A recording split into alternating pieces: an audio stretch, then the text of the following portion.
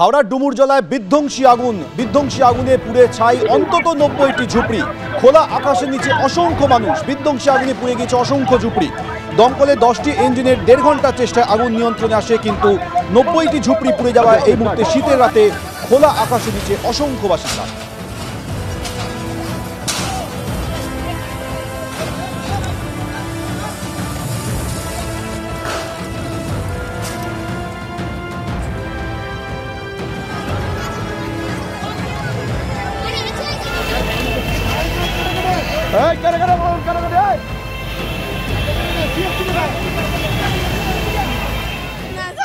আমরা তো সব কাজে চলে গেলাম। আমি এই যে হোস্টেল দিয়ে রান্না করতে করতে দৌড়ে আসছি তাদের ফেলে রেখে। আমার কিচ্ছু নেই দাদা, সর্বনাশ হয়ে গেছে। আমাদের সব মাটি হয়ে গেছে, আমাদের আর কিচ্ছু নেই।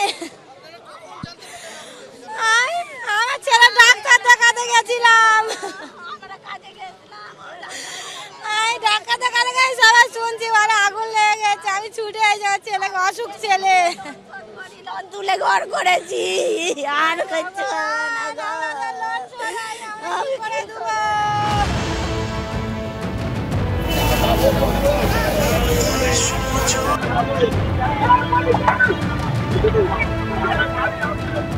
ডুমুরজলায় বিধ্বংসী আগুন, পুড়ে ছাই অন্তত 90টি ঝুপড়ি।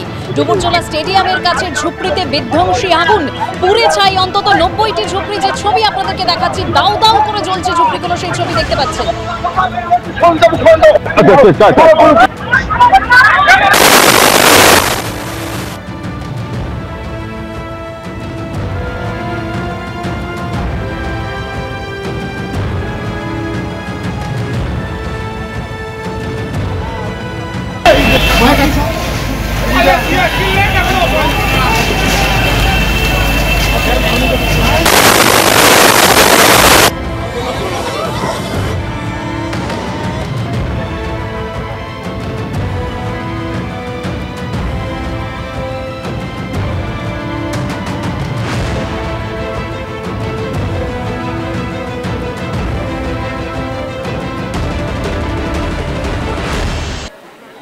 ডুমুরজলায় বিধ্বংসী আগুন, পুড়ে ছাই অন্তত 90টি ঝুপড়ি। ডুমুরজলা স্টেডিয়ামের কাছে ঝুপড়িতে বিধ্বংসী আগুন।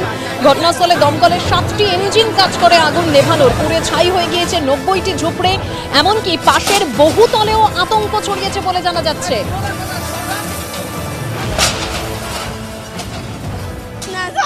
আমরা তো সব কাজে চলে গেলাম।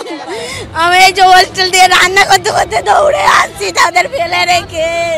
আমার কিচ্ছু নেই দাদা, সর্বনাশ হয়ে গেছে। আমাদের সব মাটি হয়ে গেছে, আমাদের আর কিচ্ছু নেই। আমার ছেলে ডাক্তার দেখাতে গেছিলাম, ডাক্তার দেখাতে গেছি, সবাই শুনছি বলে আগুন লেগে গেছে। আমি ছুটে এসে ছেলেকে, অসুখ ছেলে, তুলে ঘর করেছি। আর কিছু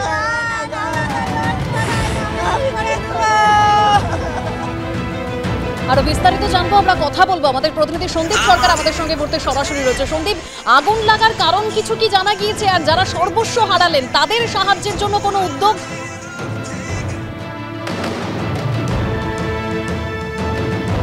দেখো, এখনো পর্যন্ত আগুন লাগার কারণ স্পষ্ট নয়। যে সময় আগুন লাগে সেই সময় অনেক বাড়িতেই বাসিন্দারা ছিলেন, অনেক ঝুপড়ির বাসিন্দারা তারা কর্মসূত্রে অন্য জায়গায় গিয়েছিলেন।